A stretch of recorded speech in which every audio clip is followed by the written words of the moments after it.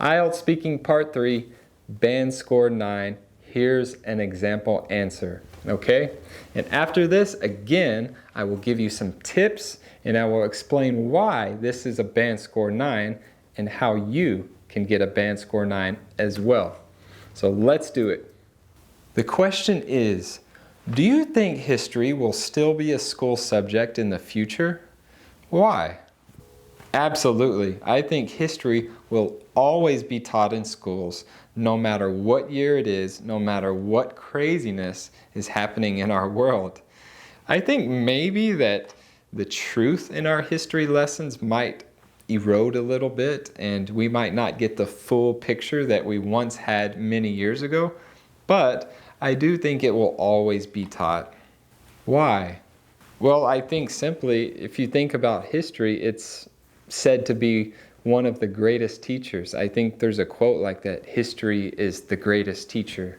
So you're talking about schools and it is taught by teachers, so it's one of the best tools for teaching, whether you want to use it for good or you want to use it for bad. History is quite a great teacher. So what about this answer? Why would this be a Band Score 9? Well, there wasn't anything super special again about this answer, but it was mistake-free, so that already takes it to the top. No grammar mistakes, no vocabulary mistakes, fluency and coherence were great, pronunciation perfect, but there were some unique things again that were used to demonstrate and show the full English language. Think about the beginning of the answer. The beginning of the answer could have easily been yes or no. What was the question again? Do you think history will still be a school subject in the future? Why? This is a yes or no question. Again, we could be a robot. Yes, I do think history will always be taught in school.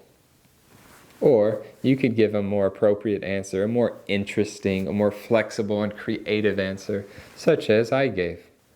So there it is, an IELTS Band Score 9 for IELTS Speaking Part 3. And I hope you understand, again, nothing too special about that answer, but I want you to see again that the words that were used were different than the words used in the question.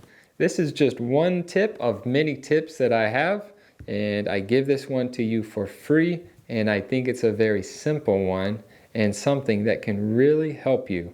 But make sure your English is good enough for the score that you want to receive.